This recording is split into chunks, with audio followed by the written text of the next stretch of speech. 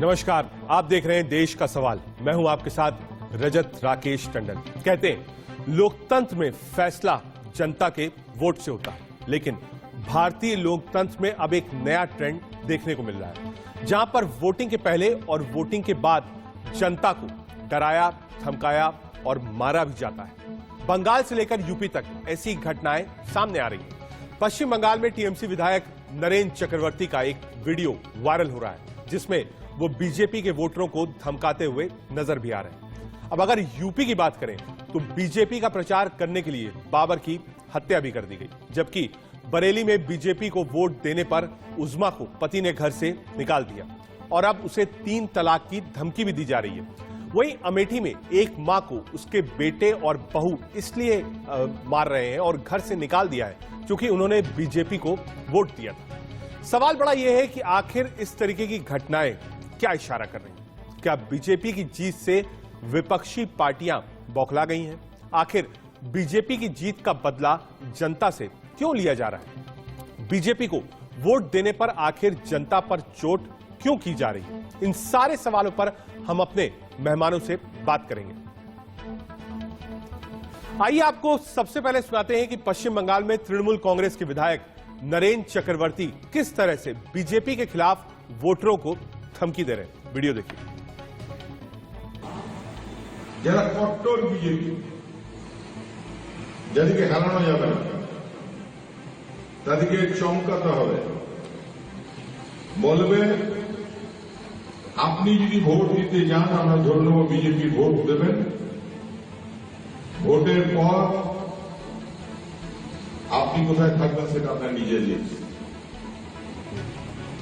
আর যদি ভোট দিতে না যান, আমরা ধরে নেব আপনি আমাদের সমর্থন করছেন, আপনি ভালোভাবে থাকুন, ব্যবসা করুন, বাণিজ্য করুন, চাকরি করুন, আমরা আপনার সঙ্গে আছি।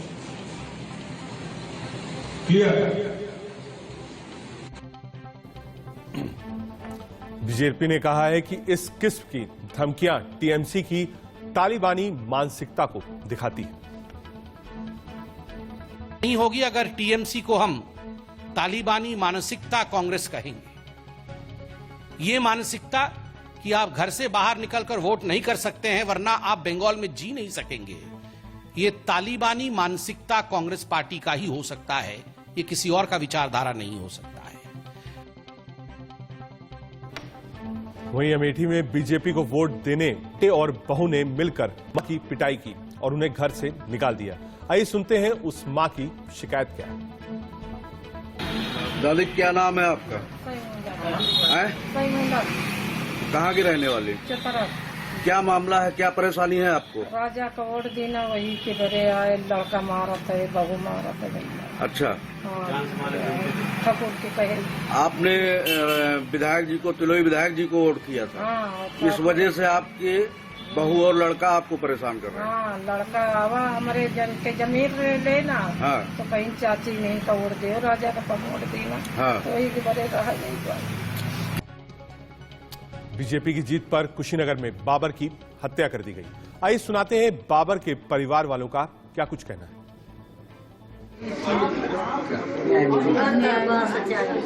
हमें ये बात जैसे हमारे आगे बोलने वालों को हम इंसाफ से जितना बोलने वालों को आगे सामने देख रहे भाई, हमारे क्यों सहारा नहीं के दुगुल लड़के बाने खुलिया तो लोग उम्र के ज्यादा देते हम मौत देना हमें न्यू को मुआ दे।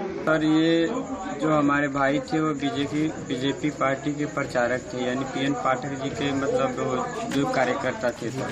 तो सर वो अपना प्रचार प्रसार कर रहे थे, जिसमें इन लोगों को देखा नहीं गया, अगल बगल वाले जो भी लोग हैं इन लोगों को देखा नहीं गया और जीत के जश्न पर हमारे भाई ने मिठाई उठाई बांटे, पटाखे फोड़े और जिसको देखकर इन लोगों का गुस्सा सर पे चढ़ गया। आइए अब आपको सुनाते हैं बरेली की उज़्मा को बीजेपी को वोट देने की क्या कीमत चुकानी पड़ी है कि मैं आराम से रहती थी, अलग रहती हूँ, अपने शौहर के साथ रहती थी मैं, ठीक है। ससुराल वालों से कोई मतलब नहीं, हम लोग अलग रहते थे। ऐसी एक बार हंसी हंसी में बोल दिया कि मेरे मामू आए थे, मेरे शौहर के मामू आए थे कि वोट देना साइकिल की तरफ, वो बोल रहे थे आके, क्योंकि वो सपोर्ट करते हैं उधर को। तो मैं हंसने लगी, मैंने कहा ठीक है, ऐसे बोल दिया था मैंने। जब उन योगी जी की सरकार बन गई तो मैंने कहा वोट तो मैंने भी दिया योगी जी को। कहा क्यों दिया वोट, ये है वो है, मुसलमानों के साथ ऐसा होगा वैसा होगा। तो मैंने कहा बुराई क्या हो रहा है, नाच गल्ला मिल रहा है 2 बार, तेल भी मिल रहा है, सब चीज मिल रही है। सबसे बड़ी बात 3 तलाक मैंने बोला बंद हो गई है। तो बोल रहे थे अपनी 3 तलाक अब तू बंद करवा ले, देखेंगे तू रोक लेगी अपनी 3 तलाक। शौहर में भी मेरे का यही कहा कि जा यहाँ से, अब तू अपनी 3 तलाक रोक ले। इसी मुद्दे पर मैंने समाजवादी पार्टी सांसद शफीकुर रहमान बर्ग से बातचीत की, सुनाते हैं। समाजवादी पार्टी के लोकसभा सांसद शफीकुर रहमान बर्ग साहब, कल बात हुई थी बाबर पर, आप करती राय रखी। अब एक बूढ़ी मां को निकाल दिया गया रायबरेली से, सिर्फ इसलिए बीजेपी को वोट दिया। पश्चिम उत्तर प्रदेश ने एक शख्स अपनी बीवी को कहा कि हम तुम्हें तलाक देंगे क्योंकि तुमने योगी आदित्यनाथ को वोट दिया। तो इसमें 2-4 मुसलमान थे, इस किस्म के हालात, इन सवालात करके उसको निकाल दिया, इलेक्शन की वजह से निकाल दिया, ये मुनासिब नहीं है। इससे हालात निकलेंगे, मुल्क के हालात खराब होंगे। इसलिए मेरी राय ये है कि इस मामले में सही जांच करके जिसकी जो गलती है उसको सलाह दी जाए। बीजेपी कह रही है साहब मुस्लिम महिलाओं ने उनको वोट दिया और मुस्लिम का एक बड़ा वर्ग वोट कर रहा है। वो तो बहुत कुछ कह रहे हैं, सब कुछ कहते हैं, लेकिन इसमें कितना सच है कितना सही है ये वो सब दुनिया को मालूम है। ट्रिपल तलाक के बाद कहा गया कि कई मुस्लिम महिलाएं थी, उन्होंने नरेंद्र मोदी के नाम पर वोट दिया और ये आंकड़े ही बताते हैं कि हाँ दिया होगा, वो जाने उन्होंने किसको दिया, मैं तो मौजूद नहीं था वहाँ। लेकिन ये इस किस्म की को फिर हवा देकर सन 24 में चुकी जब पार्लियामेंट लड़नी है उसको जीतने के लिए वो इस किस्म की साजिशें करके उसको पलटा करना चाहते हैं। क्या मानसिकता खराब हो गई है? क्या सिविल सोसाइटी इस तरीके का काम करती है? अगर आप वोट देते हैं तो आपका इतना बहिष्कार होता है कि बूढ़ी मां को घर से बाहर निकाल दिया जाता है। एक शौहर अपनी पत्नी से कहता है कि अब हम तलाक दे देंगे क्योंकि योगी आदित्यनाथ को वोट किया है। बाबर को मार दिया जाता है क्योंकि वो मिठाई बांट रहा था।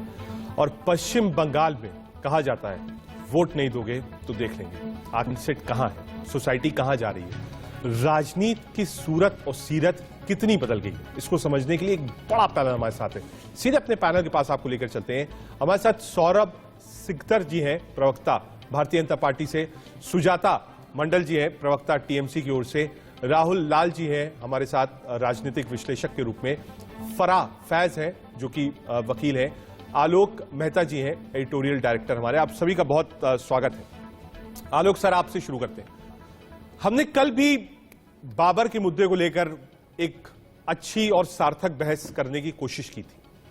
हमें लगा था शायद यह मामला बाबर तक रुक जाएगा क्योंकि चुनाव खत्म हो गया, ठीक है, सेलिब्रेशन था। लेकिन आज का भी घटनाक्रम है और हमने बाकायदा डिबेट पर आने से पहले इसको शुरू किया और समझने की कोशिश करी, चाहे वो पश्चिम बंगाल हो या अभी भी उत्तर प्रदेश हो, वो धारणा बदल नहीं रही है। क्या बीजेपी स्वीकार नहीं कर पा रहे हैं विपक्षी दल? क्या बीजेपी के खिलाफ जो एक माइंडसेट है वो इस बात को मानने को तैयार नहीं कि हां बीजेपी सत्ता में आ गई है? दिक्कत कहां है? आलोक सर।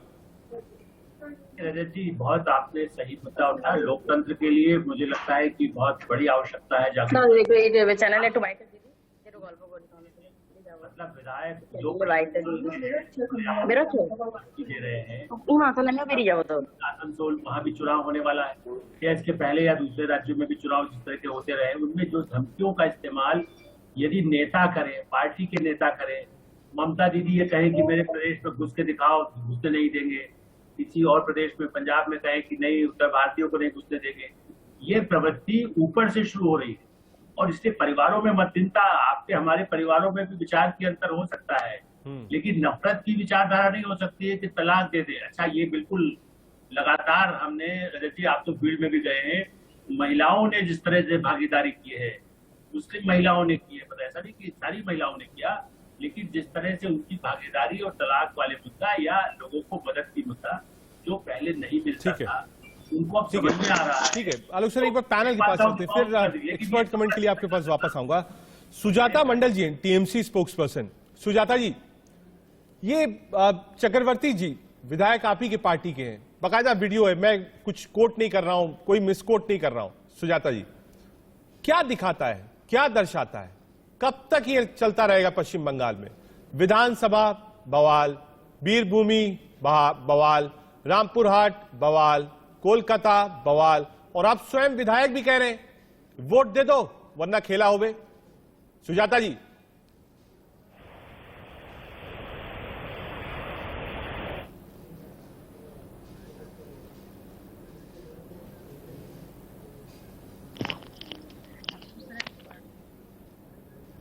ठीक है। सौरभ सितकर जी हमारे साथ है।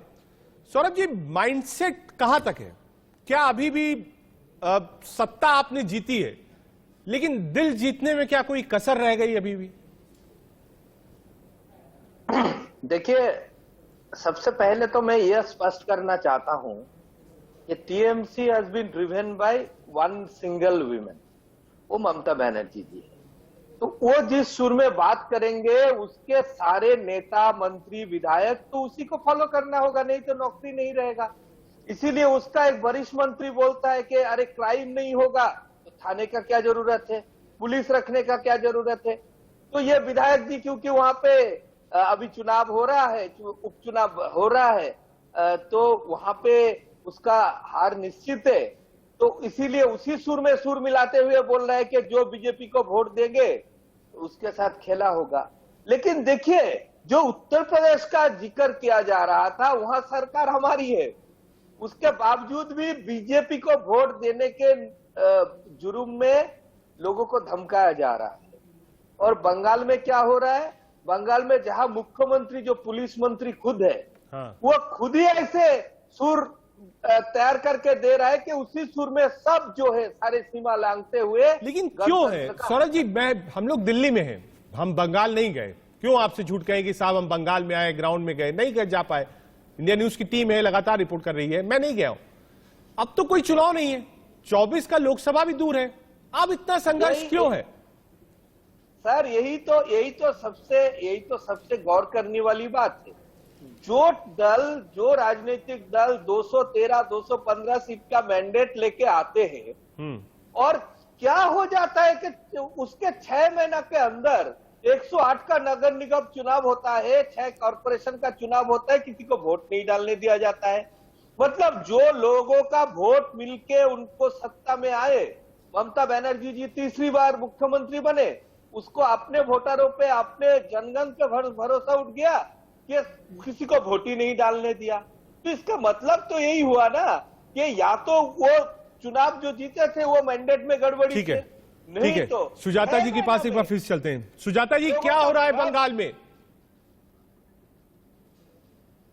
ठीक है, हमारे साथ फराह फैज जी भी हैं, लॉयर भी हैं, एक्टिविस्ट भी हैं। फराह जी, ये जो 3 घटनाएं आई हैं उत्तर प्रदेश से, ये बहुत स्वाभाविक घटनाएं नहीं हैं और कोई राजनीतिक घटनाएं भी नहीं है। ये पहली बार ऐसा देखने को मिला है कि साहब, अगर मुस्लिम युवक या महिला बीजेपी को सपोर्ट कर रहा है तो घर वाले भी मार सकते हैं, घर वाले से भी घर से बाहर निकाल सकते हैं, पति अपनी पत्नी को छोड़ने को राजी है, बेटा बहू अपनी मां को घर से बाहर निकाल देते हैं। कहां जा रहा है? देखिए, आपने सही कहा, ये स्वाभाविक घटनाएं नहीं है। और इस तरह की जो घटनाएं हैं, मैं बताऊं रजत भाई कि ये आज पहली बार नहीं हो रही है कि अगर आप बीजेपी को सपोर्ट कर रहे हैं या आप उस पार्टी के अगेंस्ट बोल रहे हैं जो मुल्ला समर्थित पार्टी है, जो कटमुल्लाओं की समर्थन से चल रही है, तो अगर आप उस पार्टी के हक में नहीं खड़े हैं तो आपको ये सब कुछ तो झेलना पड़ेगा। जैसे बाबर ने झेला, जैसे उस महिला ने झेला, या जैसे अभी हमने एक बुजुर्ग औरत को देखा कि उसको घर से बाहर निकाल दिया गया। तो ये इस तरह से इसका एक विक्टिम मैं खुद भी हूँ। मेरी बेटी 2 साल से स्कूल नहीं जा पा रही है, क्लासेस नहीं करती, सिर्फ एग्जाम टाइम में उसको मैं भेज पाती हूँ, वो भी पुलिस सिक्योरिटी अरेंज कराने के बाद में भेज पाती हूँ। तो अगर हम उस पार्टी के समर्थन में बोलेंगे जो आज महिलाओं की बात करती है, महिला सशक्तिकरण की बात करती है, जिसने हिम्मत करके इन मुल्लाओं में सेंधमारी की है, मदरसों में सेंधमारी की है, उनके खिलाफ एक्शन लिया है और धारा 370 कितना बड़ा हवा इन्होंने बनाया हुआ था वो हट गई है और यूनिफॉर्म सिविल कोड का एक रास्ता साफ हो गया। तो ये जो डर है, और जिस तरह से अब आप देखते हैं कर्नाटका में हिजाब को मुद्दा बना दिया गया है तो ये जो महिलाओं को ठीक है, लेकर इस डर को समझेंगे सब हुआ। कि आखिर ये डर समाज में कैसे फैलाया जा रहा है। पश्चिम बंगाल में जो हो रहा है, मुझे लगता है अब सुजाता जी आ गई हैं। सुजाता जी, आवाज मिल रही है आपको? हाँ, आवाज मिल रहा है। ठीक है, लेकिन एक ब्रेक का भी वक्त है, इसलिए माफी चाहूंगा आपसे। आप सब हमारे साथ रहिए, फिर वापस आते हैं और समझते हैं कि ये माहौल खराब कौन कर रहा है, बीजेपी से कौन डरा रहा है। उत्तर प्रदेश में बीजेपी की सरकार है, अगर बीजेपी के फॉलोअर्स मुस्लिम समाज से हो सकते हैं तो इसमें समाज के और लोगों को दिक्कत क्यों है? क्या पीछे विपक्ष खड़ा है या फिर यह आंतरिक लड़ाई है कम्युनिटी के अंदर? एक छोटा सा ब्रेक, आप देखते रहिए देश का सवाल।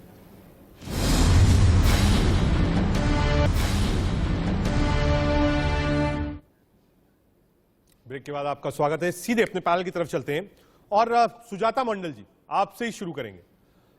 सुजाता जी, आवाज आपको मिल रही हो, हालांकि आवाज बड़ी बुलंद है टीएमसी की इस वक्त। हमने विधानसभा में भी देखा, बीरभूम में जो हो रहा है वो भी हम देख रहे हैं, सीबीआई इंक्वायरी कर रही है, लगातार पार्लियामेंट में भी धरना प्रदर्शन चल रहा है। इतनी दिक्कत किस बात की है टीएमसी को? और लॉ एंड ऑर्डर एक स्टेट सब्जेक्ट है मैम, उस पर आप कभी ये टिप्पणी नहीं कर सकती कि भाई सेंटर की एडवाइजरी थी, सेंटर फोर्सेस थी, ये तो आपका सब्जेक्ट है। उत्तर प्रदेश में भी जो कुछ हुआ उसके लिए सरकार है वहां, उन्हीं से सवाल पूछेंगे। तो अगर कुछ दिक्कत है, और चुनाव को तो बड़ा समय निकल गया मैडम, अब क्या दिक्कत है? पहले तो मैं एक बात बोलना चाहती हूँ कि आप मीडिया से बोल रहे हैं कि भाजपा के मुखपात्र होके बोल रहे हैं, मुझे ये जानना है। और उसके बाद मैं बोल रही हूँ कि बंगाल का लॉ एंड ऑर्डर ठीक ही है, इतना बड़ा स्टेट में कहीं कुछ घट जा रहा है, क्योंकि एक इसमें सवाल क्या ममता आपने जी भी का हाथ मुझसे है? पूछा है, इसलिए मेरा हक है कि मैं उसका जवाब आपको दे सकता हूं। आप मुखपत्र किसी का बना लीजिए मुझे। हाँ, अब आप तो देखिए, मैं सवाल पूछता हूँ, आप जवाब देती हैं, तो आपने भी बहुत छोटा सा सवाल पूछा है, मैं भी बहुत सीधा सीधा छोटा सा जवाब दूंगा। आप जिसका चाहिए उसका मुखपत्र बना लीजिए, लेकिन जो 9 लोग वीरभूमि में मर गए, जिंदा जला दिए गए, उनको क्या जवाब देंगी और किसका मुखपत्र उनको बताएंगी? और अगर मुखपत्र थे भी तो भी क्या जिंदा जलाना ठीक था? कल जो असेंबली में हुआ वो किसी का भी मुखपत्र हो, लेकिन क्या आप बता पाएंगी कि बंगाल में ऐसा क्यों हुआ? हम कह रहे हैं किसी का मुखपत्र बना दीजिए। टीएमसी का ही तो मुखपत्र है, विधायक है चक्रवर्ती जी, जो कह रहे हैं कि बाहर निकलोगे तो छोड़ेंगे नहीं, वोट डालने मत जाना, वो भी तो मुखपत्र है। सब चीज मुखपत्र ही है, लेकिन कम से कम थोड़ी शांति हो।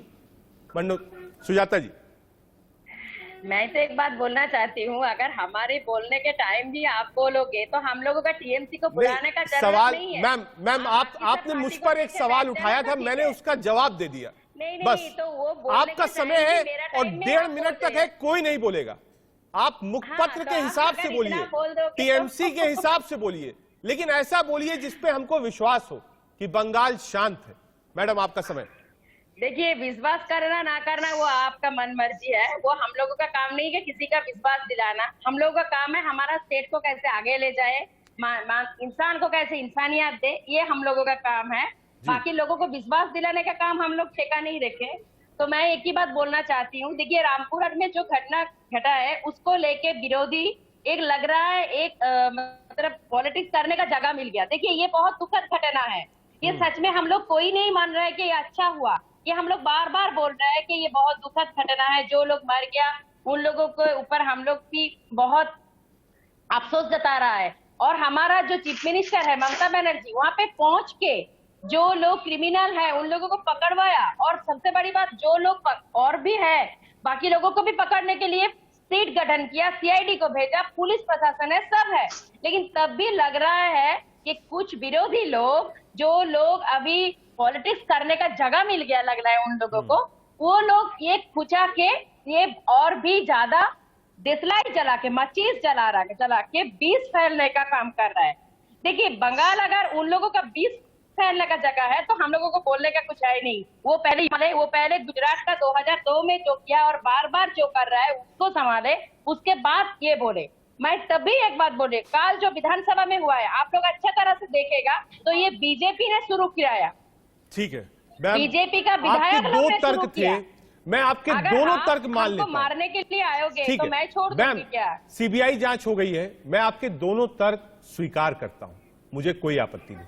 अब मैं तीसरे सवाल दे दीजिए, चक्रवर्ती जी जो आपके विधायक हैं, कहिए तो एक बार फिर से प्ले करके सुना दूं वो क्या कह रहे हैं, और अगर आपने नहीं सुना हो तो सुनवा दूं, सुना हो तो जरा उस पर भी जो मुखपत्र कहता हो टीएमसी का स्पष्टीकरण दे दीजिए मैम।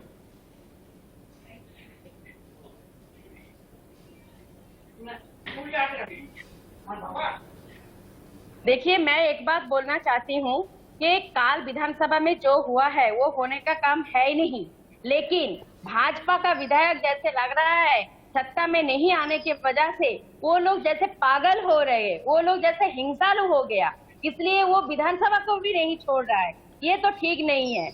ये हम लोग इसको बहुत ही घृणा की नजर से देख रहे हैं और इसके ऊपर बहुत हम लोग घृणा मत पोषण कर रहे हैं। लेकिन मैं तभी एक बात बोलना चाहती हूँ कि आप लोगों को चिंता करने का जरूरत नहीं है। इस स्टेट का हेड है चीफ मिनिस्टर ममता बनर्जी, और ममता बनर्जी ये सब संभालेगा। इसको लेके भाजपा को सीजन पॉलिटिशियन है मैम। मेरा सवाल आप शायद सुन नहीं पाई। मैं आप 1 मिनट होल्ड करिएगा मैम। मैं एक बार पीसीआर से कहूंगा, जो विधायक हैं टीएमसी के चक्रवर्ती जी, अगर उनका एक बार ऑडियो और वीडियो सुना सकते तो शायद सुजाता जी और क्लियरिटी के साथ बोल पाएंगी। एक बार पीसीआर से अनुरोध करूंगा कि उसको अगर प्ले कर देते तो एक बार मैडम सुन लेती हैं उसको।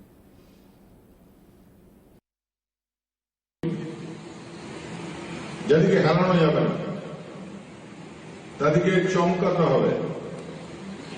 বলবে আপনি যদি ভোট দিতে যান, আমরা ধরে নেব বিজেপি ভোট দেবেন, ভোটের পর আপনি কোথায় থাকবেন সেটা আপনার নিজের ইচ্ছে। আর যদি ভোট দিতে না যান, আমরা ধরে নেব আপনি আমাদের সমর্থন করছেন, আপনি ভালোভাবে থাকুন, ব্যবসা করুন, বাণিজ্য করুন, চাকরি করুন, আমরা আপনার সঙ্গে আছি। ক্লিয়ার?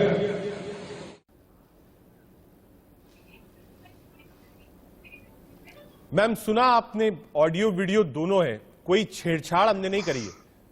क्या आपको सुनाई पड़ा चक्रवर्ती जी ने क्या कहा है? देखिए, आप लोग एक ऑडियो विजुअल सुनाया, लेकिन कौन बोल रहा है, किस मतलब से बोल रहा है, वो जवाब देने के लिए हम यहाँ पे बैठे नहीं। वो अपना खुद का उनका अपना मर्जी है और अपना मुंह से वो क्या बताया उसका जो डिटेलिंग बता सकते हैं वो उनको ही पूछिए। उसके लेके मैं बोलने के लिए यहाँ पे बैठी नहीं हूँ। लेकिन मैं एक ही बात बोलना चाहती हूँ कि बंगाल का लॉ ऑर्डर बाकी सारे स्टेट से ज्यादा बेहतर है। मैम इसी मुखपत्र की मैं बात कर रहा था। देखिए, 2 चीजें आपने बोली, मैं मान लिया। आप रात भर बोलती रहेंगी मैम ना, इसको डिफेंड नहीं कर पाएंगे आप। अगर आप एक लाइन में कह देती, देखिए आज यही से लगती, आप एक लाइन में कहती कि हाँ गलत बोला है, बात खत्म हो जाती। बात यही से शुरू होती है। आऊंगा, एक नजर इस वक्त की हेडलाइंस देख लूं, आता हूं मैम आपके पास। एक नजर इस वक्त की हेडलाइंस पर। बड़ी खबर के सह प्रायोजक हैं पेट सफा आयुर्वेदिक चूर्ण, पेट सफा तो हर रोग दफा, MDH किचन किंग मसाला, बनाए हर डिश को खास लाइक मैजिक, असली मसाले सच सच MDH और अंकुर नमक, असली नमक, नमक कम ही खाएं पर अच्छा खाएं। पश्चिम बंगाल से लेकर दिल्ली तक बीरभूम हिंसा की गूंज। ममता सरकार पर बरसे बीजेपी प्रवक्ता संबित पात्रा, कहा बम बारूद के मुहाने में बैठा है पश्चिम बंगाल, केंद्र सरकार से दखल देने की मांग।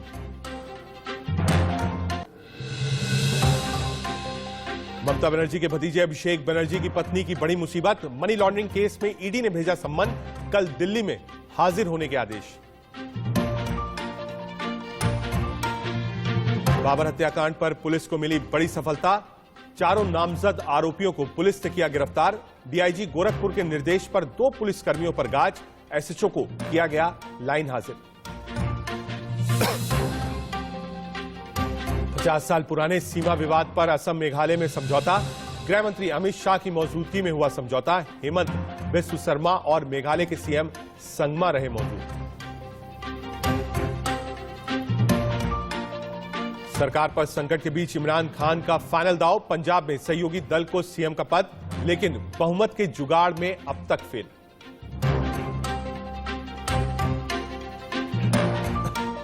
इस्तांबुल में रूस यूक्रेन की बैठक खत्म, टर्की मीडिया के हवाले से खबर, दोनों देशों के प्रतिनिधियों के बीच करीब 3 घंटे चली मीटिंग, सीज फायर समझौते की उम्मीदें बढ़ी।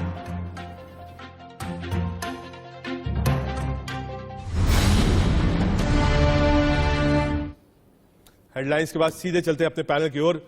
मैम, मैंने 2 बार आपको वो ऑडियो वीडियो दोनों सुनवा दिया, हालांकि आपने नहीं माना। आपने कहा वो कंटेक्स्ट अलग था, ये था, ठीक है। सौरभ जी, एक छोटा सा कमेंट इस पर आपका। मैडम तो मान नहीं रही है। सौरभ जी, देखिए यहाँ मैडम अगर तृणमूल का मुखपत्र होके बैठी है, सुजाता जी मेरे बहन है, मेरे बड़े दीदी है, तो अगर टीएमसी के मुखपत्र होके बैठी है तो फिर तो इसका जवाब टीएमसी ने क्या टिप्पणी किया है, कैसे धमकी दिया है उसके अपने पार्टी का विधायक, इस पे तो उसका जवाब देना पड़ेगा। लेकिन अगर निजी मुखपत्र बन के बैठे हैं तो अलग बात है। दूसरी बात है कि आज जो पूरे देश में ये तुष्टीकरण बंगाल से स्टार्ट किया था ममता बनर्जी ने, और यही जहर आज पूरा देश में फैलाने का कोशिश कर रहे हैं। अरे एक चीज आपके चैनल में, नेशनल चैनल में बैठ के ऑन एयर बोलते हैं, संख्यालघु लोगों का हालत बंगाल में सबसे खराब है, इसको खाली यूज किया गया है। और आपको याद होगा मुख्यमंत्री जी ने खुद बोले थे कि जो गाय दूध देता है मैं उसका लात खाने के लिए भी तैयार हूं। मतलब संख्यालघु लोग क्या गाय है, दूध देने वाली गाय है, मतलब खाली वोटर है, वोट करेंगे, उसके उन्नयन के लिए क्या किया ये कभी नहीं आलोचना होता है। लेकिन आज उत्तर प्रदेश में जोगी जी के 5 साल के सरकार में आज संख्यालघु लोगों ने भी वोट किया है।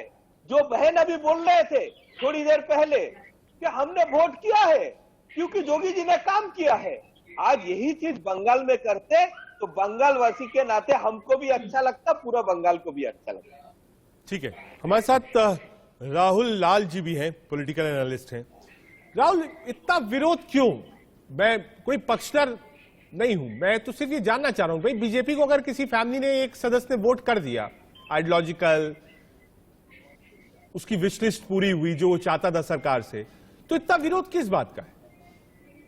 कराया जी, देखिए इसको 2 रूप में हम लोगों को देखना पड़ेगा। प्रथम दृष्टि तो यह है कि एक तरह से चाहे हिंसा का कोई भी रूप, चाहे पश्चिम बंगाल में हो या उत्तर प्रदेश में हो, तमाम राज्य सरकारों को अपने अपने हिस्से की जिम्मेवारी लेनी पड़ेगी। अगर उत्तर प्रदेश में जिन लोगों ने भारतीय जनता पार्टी को वोट दिया है और भारतीय जनता पार्टी की प्रचंड बहुमत की डबल इंजन की सरकार अगर उन लोगों को सुरक्षित नहीं रख पा रही है तो ये सवाल उनके ऊपर भी है, सवालिया निशान वहां पर भी खड़े होते हैं। दूसरा चीज कि देखिए, जब इलेक्शंस में अब इतने ज्यादा एक तरह से देख रहे हैं कि घृणास्पद बयान आते हैं, हर जगह उसमें तोड़ने की इतनी ज्यादा चीजें होती हैं कि सोसाइटी को तोड़ने की कोशिश होती है कि आप इलेक्शन खत्म भी हो जाता है, चब्बूस के प्रभाव बने हुए रहते हैं। देखिए, जो बयान हम लोग अभी पश्चिम बंगाल में विधायक जी का बयान देख रहे हैं, सौरभ सिकदर जी उनका खंडन भी कर रहा है, हर कोई खंडन करेगा, मैं भी खंडन करता हूं वो बयान की, वो बयान हर तरह से अशोभनीय है। लेकिन आप याद कीजिए, आपको ध्यान में आएगा कि किस तरह से जब उत्तर प्रदेश के चुनाव हो रहे थे तब तेलंगाना के एक विधायक टी राजा सिंह जी, उन्होंने धमकी दिया था कि उत्तर प्रदेश में जो लोग भी योगी आदित्यनाथ जी को वोट नहीं देंगे बुलडोजर उनके तरफ जाएगा। तो देखिए, राजनीति में जब इस तरह के बयानबाजी होंगे तो फिर हमारा समाज भी बढ़ता है। तो इसलिए इन सब चीजों के राजनीतिक दलों को भी ध्यान रखने की जरूरत है, नंबर 1। नंबर 2, जो चुनाव आयोग जैसी संस्थाएं जो एक तरह से कमजोर होती चली जा रही हैं, नहीं इस प्रकार के बयानों पर जो उनकी कठोर कार्रवाई होती है। देखिए, law and order is a state subject, मैं इस पर कोई हम लोग टिप्पणी नहीं कर सकते, जो फेडरल स्ट्रक्चर है देश का। लेकिन साहब, कोई वोट देगा और घर वाले ही मार देगा, वोट देगा तलाक दे देगा, वोट देगा बूढ़ी मां को निकाल देगा, इसका क्या माने? इसमें लॉ एंड ऑर्डर कहां? भाई, पुलिस हर घर के सामने तो नहीं खड़ी हो सकती। हाँ ठीक है, एफआईआर हुई, कार्रवाई होगी, बाबर को जिसने मारा था नामजद लोग थे, कार्रवाई हुई, लेकिन हर घर के सामने नहीं हो सकता ना। ये तो एक मानसिकता है। नहीं, देखिए, एक मानसिकता भी है, लेकिन दूसरा चीज भी हम लोगों को देखना पड़ेगा ना कि आखिर 10 तारीख को रिजल्ट आ रहा है और ये घटनाएं फिर 10 दिन बाद क्यों घट रही हैं? वो तो ऐसा तो नहीं कि कोई पुराना विवाद था जिसको भी भड़काया जा रहा था। इस चीज में एक साथ कई मुद्दों को जो है कि होता है ना कि कई बार आप एक बार सौरभ को लाते हैं। कई चीजों को सौरभ जी, ये बात राहुल लाल जी कर रहे हैं, कह रहे साहब 10 दिन हो गया है, कोई आपसी विवाद था, मैं इसको नहीं मानता हूं। और पार्लियामेंट में भी बर्ग साहब थे, उनसे बात हुई, उन्होंने कहा साहब हम तो कहते हैं आप लोग क्यों जाते हो बीजेपी के पास, कहते हैं हम विरोध करते हैं तो करते हैं, अब आप वोट दोगे तो विरोध आपको और करेंगे। तो ये एक मेंटालिटी कि बीजेपी और मुस्लिम्स एक नाव पर नहीं बैठ सकते हैं, ये मेंटालिटी कब खत्म होगी? भाई, हो सकता है कहीं कोई बीजेपी का कैंडिडेट हो, मुस्लिम्स कहें कि साहब हमको नहीं पसंद है, हम वोट नहीं देंगे, लेकिन कहीं पसंद है तो वहां वोट दिया भी है। तो जो देने वाले हैं उनका विरोध क्यों? नहीं, देखिए, आज मुस्लिम या संख्या कोई भी और संख्यालघु संप्रदाय हो, वो भारत के नागरिक है, तो ये हक उसे देना चाहिए, वो किसको वोट करे। अगर उत्तर प्रदेश में जोगी जी ने काम किया है तो जोगी जी को वोट किया है आज, लेकिन जो जहर फैलाया जा रहा है कि बीजेपी मुस्लिम विरोधी है, बीजेपी मुस्लिम को नहीं पसंद करते हैं, मुस्लिम लोग सुरक्षित नहीं है, ये चीज तो झूठ करके दिखा दिया आज उत्तर प्रदेश के मुस्लिमों ने। बहुत सारे सीट आपको मैं गिना सकता हूं जहां पे मुस्लिम लोगों ने पूरा वोट किया है और वहां पे भाजपा का प्रत्याशी जीता है। तो आज मुस्लिम समाज भी जागरूक हो गया है, लेकिन ये जो अलगाववादी शक्ति है, ये जो जहर फैलाया जा रहा है कि भाई बीजेपी को मुस्लिम से दूर रखो, आज ये चीज भी आज मुस्लिम समाज खुल के विरोध कर रहे हैं, सामने आ रहे हैं। मुस्लिम महिला क्या कुछ कसर रह गई? फराह फैज जी भी है। फराह जी, ये क्यों है? ये जो खाई है, खाई होती है तो मैं तो मानता हूं साहब दोनों तरफ से कुछ ना कुछ गलती होगी। हो सकता है आज कोई पॉलिटिकल पार्टी उसको भरने की कोशिश कर रही हो, लेकिन फराह जी कैसे खत्म होगा ये माइंडसेट? कैसे विश्वास आएगा कि हाँ भाई अगर बीजेपी की सरकार है तो मुसलमानों के लिए भी काम कर लेगी? और बीजेपी कहती है जब हम शौचालय बनवाते हैं, घर बनवाते हैं, डायरेक्ट कैश ट्रांसफर देते हैं, अनाज देते हैं, तो हम लिस्ट में नाम पढ़ के थोड़ी नहीं देते हैं किसको दे रहे हैं किसको नहीं दे रहे, वो तो जो नाम आता है सबको देते हैं। हाँ बिल्कुल, ये सच है, क्योंकि जितनी भी योजनाएं चली है, चाहे वो प्रधानमंत्री आवास योजना हो, चाहे वो अन्य योजना हो जो राशन अभी मिला है, और या जितनी भी और फैसिलिटीज हैं, वो सारी की सारी सब लोगों के लिए है, उसमें कोई भेदभाव नहीं किया गया। और जो आवास योजना थी, आयुष्मान योजना थी, वो सबसे ज्यादा बेनिफिशियल साबित हुई है पब्लिक में। तो आज जो पब्लिक है वो अवेयर हो चुकी है। अभी मैं आपको बताऊं, मेरा एनजीओ भी है, उसमें बहुत ये मुस्लिम महिला, राष्ट्रवादी मुस्लिम महिला संघ करके, और उसमें तमाम मुस्लिम महिलाएं जुड़ी हुई हैं। आज अगर हम उनके घर में बात करते हैं या मैं उनसे पूछती हूँ आपको कोई परेशानी तो नहीं, तो वो ये कहते हैं कि नहीं कोई दिक्कत नहीं है, मोदी जिंदाबाद है। मोदी जिंदाबाद क्यों है? क्योंकि उनके घर में आज गेहूं भी है, उनके घर में आज चावल भी है, रिफाइंड भी मिल रहा है। मैं इसमें नहीं जाऊंगा कि मोदी जिंदाबाद है, कि राहुल गांधी जिंदाबाद है, कि अखिलेश यादव जिंदाबाद है, कि ममता बनर्जी जिंदाबाद है। जिसको जो समझ में आए वो जिंदाबाद कहे। नहीं, मैं ये कह रहा हूँ कि अगर एक आदमी जिंदाबाद कहता है जी, तो और आदमी जो खड़ा हुआ है वो मार डालेगा उसको कि साहब तुमने मोदी जिंदाबाद कैसे कह दिया। मतलब ये मेरा कहने का ये है कि आज अगर सरकार, ये एक खाई जो अभी आपने एक सवाल रखा था मेरे सामने कि अगर वो जो खाई है उसको भरने की कोशिश की जा रही है तो उसमें गलत क्या है? और अगर जो मुसलमान है वो खुद आगे बढ़ रहा है, इस चीजों को समझ रहा है और वो मौलानाओं के जाल में नहीं फंस रहा है, या इस तरह की जो पार्टीज हैं जो आज तक वोट बैंक पॉलिटिक्स के लिए मुसलमानों का इस्तेमाल करती रही है, वो उनके जाल में नहीं आ रहा है, क्या किया जाएगा? उनको इस तरह से सरेआम जो है इन मुसीबतों का सामना करना पड़ेगा। तो मेरा कहना यही है कि आज मुसलमान भी अवेयर हो रहा है, खासतौर से महिलाएं अवेयर हो रही हैं, और इसके जो नजारे चेंज हो रहा है, माइंडसेट सोसाइटी का भी चेंज हो रहा है। ठीक है, एक बार सुजाता जी को फिर से हम चलते हैं उनके पास। सुजाता जी, आपने पैनल की बात सुनी होगी, और आज देखिए जो डिबेट है हमने उसको पश्चिम बंगाल तक सीमित नहीं रखा है, उत्तर प्रदेश की भी घटना है और दोनों घटनाएं अलग हैं, लेकिन माइंडसेट एक जैसा है जिसको हम डिस्कस करने की कोशिश कर रहे हैं। विरोध हो सकता है, लेकिन विरोध इतना प्रकांड हो जाए कि आदमी की जान चली जाए, नाक से खून निकल आए, आदमी कहे वोट नहीं डालने दूंगा, यह विरोध कहां तक जायज है? सुजाता जी। देखिए, मैं एक ही बात बोलना चाहती हूँ, विरोध कभी मतलब खून खराबा रक्तपात ऐसे नहीं होना चाहिए। हर विरोधी मुंह तक ही ठीक है, लेकिन हता सफाई ये ठीक नहीं है, एकदम ही ठीक नहीं है। एक हमारी स्टेट छोड़िए, ऑल वर्ल्ड में कहीं पे भी ठीक नहीं है। लेकिन जो घटना घट गया उसके ऊपर मैं बहुत दुख महसूस कर रही हूँ, और ये होना भी नहीं चाहिए, इसको भी मैं बोल रही हूँ। लेकिन मैं एक बात बोल रही हूँ कि जो हो गया उसके ऊपर तो अभी कुछ नहीं कर सकते। जो हो गया रामपुर हाट में, उसके ऊपर जो अपराधी है वो अपराधी को पकड़ रहे हैं, और बाकी जो अपराधी अभी भी नहीं पकड़ पाया उसको भी पकड़ेंगे। ये आप लोग एकदम निश्चित होके जानिए, क्योंकि इस स्टेट का सुप्रीमो है ममता बनर्जी, और वो कभी नहीं चाहेगा कि हमारा स्टेट में ऐसा कुछ हो। मैं ठीक है, मैं इस बात के लिए आपको रिस्पेक्ट करता हूं। कर पाएगा। आपने जो बात कही कि जो घटना हुई, ममता बनर्जी ऐसा नहीं चाहती थी और जांच हो रही है, वो वहां गई भी, मैंने एक्सेप्ट कर लिया आपकी बात। मैम, जो चक्रवर्ती जी बोल रहे थे उस पर भी आप कहती कि हाँ ये भी भाषा गलत है। आपका कद बढ़ेगा, आप कहती हैं अगर कि हाँ जो विधायक जी बोल रहे हैं वो भी गलत है।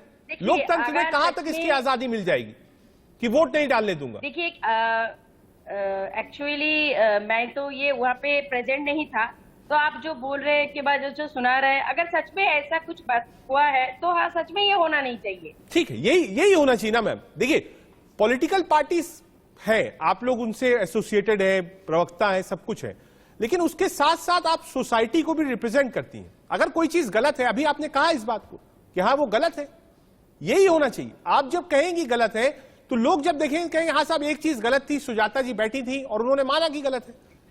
सौरभ जी, सुजाता जी भी कह रही कि साहब जो बोला चक्रवर्ती जी ने वो गलत है। देखिए यही होता है, आप जब कहिए सच कहेंगी और गलत को गलत कहिए। दिक्कत यही हो गई है कि आज लोग सही को सही कहने में कोई हर्ज नहीं है, लेकिन गलत को गलत कहने में लोगों को दिक्कत है। सौरभ जी। नहीं, देखिए सुजाता जी ने जो बोला उसके लिए सुजाता दीदी को धन्यवाद कि सुजाता जी जो सच है वो सच को स्वीकार किया। और ऐसा नहीं होना चाहिए, बोलने का मेरा मतलब ये नहीं, ऐसा नहीं होना चाहिए। दीदी आपके टाइम पे मैं नहीं बोला था, दीदी क्यों बीच में बोल रहे हैं? आपके टाइम पे नहीं बोला था मैंने दीदी, मैं सुन रहा था आपको, आप मेरे बहन हो। तो ये जो आज बताया, तो काश अगर ऐसे सारे टीएमसी का लीडर और उनके जो बड़े मंत्रियों है वो भी ऐसे सच को सामने लाते और इसको सच को स्वीकार करते, जो गलती है स्वीकार करते, तो बंगाल का वातावरण कुछ और होता। देखिए बार बार ये सीट का काम आ रहा है, बात चल रहा है। अच्छा, अभी तक अनीस खान का खूनी को क्यों नहीं पकड़ा गया है, जहां पे हाईकोर्ट ने ऑर्डर दिया था कि 1 महीना में उसका जो है मर्डरर को सामने आना चाहिए था, क्योंकि ये सीट आईवास था। ऐसे आदमी के निगरानी में ये सीट बनाया गया था कि जिसके ऊपर आरोप है हावड़ा ग्रामीण। सौरभ जी एक सवाल आपसे भी है, सुजाता जी ने तो माना कि साहब गलत है, एक सवाल आपसे भी है। उत्तर प्रदेश में आप विपक्ष में नहीं है, सत्ता में है, और सत्ता की जिम्मेदारी आपके पास है, लॉ एंड ऑर्डर आपके पास है। उसके बाद भी जो घटनाएं सामने आ रही हैं वो तो आपके अपने प्रशंसक हैं, चाहे हिंदू हो चाहे मुसलमान हो। जो ये घटनाएं घट रही हैं उसकी जिम्मेदारी आपकी है कि आगे ना घटे, और पहली घटना नहीं है, चौथी घटना घटी उत्तर प्रदेश में। देखिए ये घटना जो घटी है ये एकदम नहीं घटना चाहिए था, और उत्तर प्रदेश प्रशासन और योगी सरकार इसका व्यवस्था लेंगे। और देखिए ये भय का वातावरण उत्तर प्रदेश में नहीं चलता है, ना पहले चला था ना अभी चलेगा योगी राज में। उत्तर प्रदेश में भय का वातावरण नहीं चल रहा है, सुधार जाए। लोगों ये को बंगाल नहीं है गाड़ी चला रहा है मंत्री का बेटा, स्पॉन्सर्ड टेररिज्म होता है। ये बंगाल नहीं है जहाँ पे स्टेट स्पॉन्सर्ड वायलेंस होता है, ये बंगाल नहीं है जहाँ पे 138 में तो मंत्री बीजेपी का कार्यकर्ता का खून होता है। ये उत्तर प्रदेश है, और उत्तर प्रदेश में ये गुंडागर्दी, ये दहशत का राजनीति नहीं चलेगा। और जो इसके लिए प्रोवोकेशन कर रहे हैं वो भी सावधान हो जाए, क्योंकि वो भी नहीं बचेंगे इससे। सुजाता जी एक छोटा सा कमेंट आपसे। स्टेट स्पॉन्सर्ड गुंडाराज चल रहा है बंगाल में। सुनिए, जो बंगाल में रहते हैं, बंगाल का बुराई कर रहे हैं, उसको खुद एक बार उत्तर प्रदेश जाना चाहिए। कुछ महीना पहले वहाँ पे कृषक लोगों के ऊपर मंत्री का, यूपी का बीजेपी गवर्नमेंट का, तो कृषक लोगों ने उसका जवाब दे दिया ना वोट पे, गाड़ी चला के मार भी दिया। आपको रिजल्ट देख लेना चाहिए। तो कृषक लोग के जिंदा रहता है। बात कर रहे हैं, आपको जगह का नाम भी याद नहीं है, मैं बोल देता हूँ। लखीमपुर खीरी का बात कर रहे हैं, सौरभ जी, वहाँ का रिजल्ट देख लीजिए। सौरभ जी, अगर चुनाव परिणाम देख के करेंगे तब तो फिर बंगाल की हिंसा को क्या जायज मान ले। देखिए चुनाव परिणाम तो लॉ एंड ऑर्डर पर नहीं। राहुल जी, इसका सौरभ जी मैं ये कह रहा हूँ, देखिए लखीमपुर खीरी की घटना भी निंदनीय है, और जो रामपुर हाट में हो रहा है वो भी निंदनीय है। हम लोग ये कर नहीं दे सकते सौरभ जी। नहीं सौरभ जी मैं ये कह रहा हूँ कि जनता अगर वोट में जिता दे तो इसका मतलब ये नहीं कि वो घटना जो है वो गलत। बताइए नहीं सौरभ जी, आप खाली एक सेकंड सुन लीजिए। मैं कह रहा हूँ कि जो लखीमपुर खीरी में ठीक है, लखीमपुर खीरी की सारी सीटें आप लोग जीते, बधाई उसके लिए, लेकिन जो घटना घटी थी वो तो घटी ही थी। और वैसे स्थिति में जो एक मांग की स्थिति थी यहाँ पे कि मंत्री जी के पुत्र उसमें शामिल थे, मंत्री जी ने भड़काऊ बयान दिए थे, तो वो मामले खत्म नहीं हुआ। वैसे जैसे कि अभी पश्चिम बंगाल में जनता ने भले ही वहां पे ममता बनर्जी को प्रचंड बहुमत दे दिया, लेकिन क्या इसके बावजूद वहां के सरकार को कोई हिंसा करने की अनुमति मिल जाती है? तो प्रचंड बहुमत एक अलग स्थिति है। इसमें पॉलिटिकल मर्डर कितना हुआ है आप एक बार नहीं, ठीक है, वो आप सही कह रहे हैं, लेकिन लेकिन लखीमपुर खीरी में जो घटना घटी थी वो पॉलिटिकल मर्डर ही था। पहले नहीं, उत्तर प्रदेश में उस रूप में घटनाएं नहीं घटी है, लेकिन अभी मेरी चिंता इसलिए है कि भाई जो उत्तर प्रदेश में जिन लोगों ने आपके ऊपर विश्वास किया, आपके पार्टी को दिल खोल के अपने वोट दिया, वो लोग अभी चपेट में आ रहे हैं। तो इसलिए अभी बहुत आवश्यक है कि उन लोगों की सुरक्षा को सुनिश्चित करने के लिए राज्य सरकार कठोर निर्णय ले। मैं तो इसका निंदा किया हूँ आपके चैनल में, और मैंने बोला है कि उत्तर प्रदेश सरकार एक एक नागरिक का सुरक्षा देंगे। ये बंगाल नहीं है, ये जोगी जी का सरकार है, हर एक का सुरक्षा यहाँ पे दिया इतना जाएगा। सुरक्षा है, कृषक लोगों को मार दे रहा है, इतना सुरक्षा है यूपी में, सच में ये मानती हूँ हम लोग, इतना सुरक्षा है यूपी में। जे यूपी खून खराबा में देश के नंबर में बोलिए सुजाता दीदी 150 के ऊपर बीजेपी का आलोक सर करते हैं। आलोक सर, आपने पैनल पर जो वाद विवाद तर्क कुतर्क आपने पिछले 45 मिनट से ये देखा, मतलब ये जो माइंडसेट है, और ऐसा नहीं कि यहीं तक रुकेगा, कि आप सोचिए कि ये पश्चिम बंगाल तक सीमित रहेगा या यूपी तक रहेगा। घटना कर्नाटक में भी हुई, आने वाले समय में गुजरात और हिमाचल में भी चुनाव है नवंबर में। राजनीति किस तरफ जा रही है आलोक सर? आप और हम लोग इसीलिए बहस को कर रहे हैं, और हम लोग किसी के मुखपत्र नहीं बन सकते, क्योंकि हम दोनों प्रदेश में, चारों प्रदेश, जो भी प्रदेश ऐसे होते हैं जहाँ, और दोनों की जिम्मेदारी है, प्रतिपक्ष की और सरकार की। और इसलिए मैं ध्यान दिलाऊंगा हमारी बहन जो सुजाता जी यहाँ पर बैठी है, अतिथि हमारी, ये देखिए 2012 में विधानसभा में देखिए सड़क पर कुछ होता है, घर घर में पुलिस न ममता जी लगा सकती है, न कोई दुनिया का कोई राष्ट्रपति प्रधानमंत्री लगा सकता है, मुख्यमंत्री लगा सकता है। लेकिन विधानसभा में 2012 में खून खराबा, खून लथपथ हो रहे थे, तब ममता जी प्रतिपक्ष में थी, तब उनके समर्थकों ने, जो उनके विधायकों ने हमले किए, वो रिकॉर्ड आप देख लीजिएगा। तो ये जो प्रतिपक्ष में रहकर के भी यदि कोई करता है, यदि बीजेपी करती है आज वहां, तो वो भी गलत है। लेकिन यदि नहीं किसी तरह आलोक सर देखिए, अब तक जो पॉलिटिक्स हमने देखी वो पॉलिटिक्स थी कि अगर कोई नेता किसी नेता का विरोध करता था तो वो मारपीट होती थी, विद्रोह होता था, प्रोटेस्ट होता था, मुख्यमंत्री के खिलाफ भी होता था। लेकिन अब जो ये कार्यकर्ता वाला मामला शुरू हुआ है, और सरकार आने के बाद शुरू हुआ है, और यहां तक हो गया कि साहब वोट नहीं डालने देंगे, ये कहां तक जायज है? इसीलिए जी हम इसीलिए इस बात को चर्चा ही आज बहस इसलिए हो रही है कि इसको रोका जाना चाहिए, और दोनों पक्षों की जिम्मेदारी है।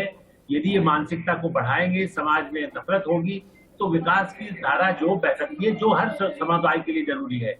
आप जो गलती करते हो, अभी जैसा कहा गया, अभिषेक बैनर्जी को यदि सीबीआई पूछती है, तो उसी तरह से यदि वहां मिश्रा के बेटे को तो बंद किया गया ना, जेल भेजा गया ना, और अभी भी यदि होगा दंडित, उसके बाद पूरी और ज्यादा सजा होगी।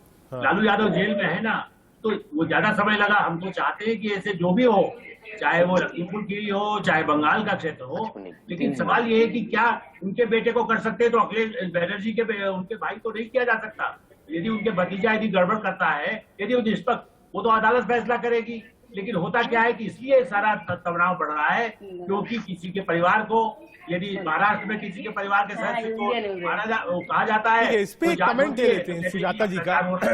सुजाता जी, आज ममता बनर्जी ने एक चिट्ठी भी लिखी है विपक्षी दलों को, आपने अगर वो देखा हो, और लगभग 17 ऐसे दलों को चिट्ठी लिखी है जिसमें चीफ मिनिस्टर्स भी हैं, विपक्ष के नेता भी हैं। उन्होंने कहा साहब बीजेपी जो है वो सीबीआई, ईडी, डीआरआई इसका मिसयूज कर रही है, आप हमारे साथ आइए।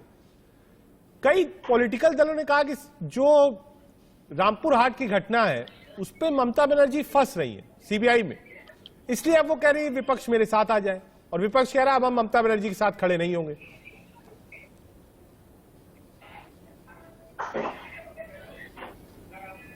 मैं बोलूं? हाँ बोलिए। देखिए, मैं एक ही बात बोलना चाहती हूँ कि ममता जी चाहते हैं कि अभी जो देश में एक सरकार है जो आम इंसान के लिए कभी चिंता नहीं करते हैं। आप देखिए, यूपी का वोट हो गया, 50 रुपया दाम बढ़ गया, ठीक है, मतलब गैस का दाम बढ़ गया, पेट्रोल डीजल का दाम तो हर रोज बढ़ रहा है, और आम इंसान मरते जा रहा है, उनके ऊपर वो का कोई चिंता नहीं है। तो ये सरकार को हटाने के लिए अगर हम पूरा देशवासी और देश का हर पार्टी एक साथ लड़ाई रहेंगे तो हम लोग इसको हटा सकते हैं, और हम लोग एक आम जनता का सरकार दे सकते हैं। इसलिए लेकिन विपक्ष को भरोसा नहीं है। कांग्रेस ने साफ कहा कि ममता बनर्जी रंग बदलती हैं, हम उन पर विश्वास नहीं करेंगे। एक बार सौरभ जी के पास चलते हैं। सौरभ जी, जो कन्फ्रंटेशन है वो within party, outside party, in cadre, हर जगह कन्फ्रंटेशन, और जो भी कन्फ्रंटेशन है जीतने वाली पार्टी बीजेपी है, इसमें कोई शक नहीं है। बैक टू बैक आप चुनाव जीत रहे हैं, तो पार्टीज तो प्रोटेस्ट कर ही रही है। जो आपके साथ लोग खड़े उनका भी प्रोटेस्ट हो रहा है, उनको कैसे बचाएंगे? नहीं, देखिए, एक टिप्पणी मैं करना चाहता हूं। ममता बनर्जी जी फेडरल स्ट्रक्चर को नहीं मानते हैं। यही ममता बनर्जी है जो छींकने से भी सीबीआई बुलाना चाहती है, लेकिन सीबीआई जब उसका भतीजा और उसका परिवार का चोरी का जांच करने लग गया तो हर विरोधी दल का तो द्वार द्वार घूम रहा है कि भैया मेरे परिवार को बचा लो, मेरे भैया को बचा लो, आप लोग एकजुट हो। उनका चोरी का भाग क्यों दूसरे दल लेने जाएंगे? वो लोग तो चोरी में शामिल नहीं था, तो उसका फल वो लोग क्यों भुगतेगा? सुजाता जी, बहुत छोटा से प्राय 30 सेकंड में, बड़ा आरोप है भतीजा फंसा इसलिए विपक्ष याद आया। ये भतीजा को फंसा रहा है बीजेपी, क्योंकि बंगाल में सत्ता में इतना तोड़ फोड़ करने के बाद भी सत्ता में नहीं आया, इसलिए जो उनको नाम है दौड़ी दे के घुमाया, उसका नाम है अभिषेक बनर्जी। इसलिए अभिषेक बनर्जी का और उसका फैमिली को टारगेट कर रहा है बीजेपी। अगर अभिषेक बनर्जी के खिलाफ कुछ है तो सामने ले आओ ना, सामने भाग क्यों रहे? वो भाग क्यों रहे? वो इन्वेस्टिगेशन से हर रोज हो जा रहा है, खुद नहीं जा रहे, कभी वाइफ को नहीं तान के जा रहा है, आज उनका साली को भी बुलाए।